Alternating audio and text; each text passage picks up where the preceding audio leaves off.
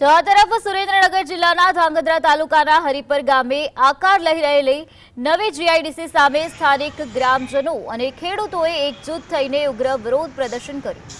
ગામના સરપંચની આગેવાની હેઠળ એક પ્રતિનિધિ મંડળે જિલ્લા કલેક્ટરને આવેદનપત્ર પાઠવીને આ કામગીરી તાત્કાલિક અટકાવવાની માંગ કરી છે।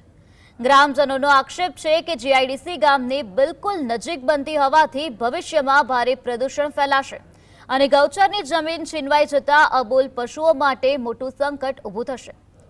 આ ઉપરાંત હાલ ચાલી રહેલી ફેન્સિંગ કામગીરીને કારણે ખેડૂતોના વાડી અને ખેતરે જવાના વર્ષો જૂના રસ્તાઓ બંધ થઈ જતા સ્થાનિકોને ભારે હાલાકીનો સામનો કરવો પડી રહ્યો છે।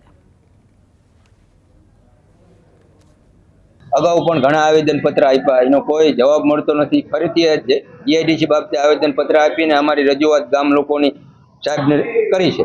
જીઆઈડીસી ગામ લોકો માટે જે ગામની અડીન થાય છે એક મેઇન પ્રશ્ન એ। બીજા નંબરમાં ગામ લોકોને રહેવા માટે, માલ ઢોર ચરવા માટે કોઈ જગ્યા મેકી નથી। અમારી પહેલેથી સરકાર સાથે માંગ છે જીઆઈડીસી ગામથી દૂર કરવામાં આવે। 5 વર્ષથી અમે સરકાર સામે લડી છીએ, આજ લગી કોઈ પણ કાયદેસરની કાર્યવાહી થઈ નથી કે અમને સરપંચને ગામ લોકોને કોઈને પૂછવામાં આવ્યું।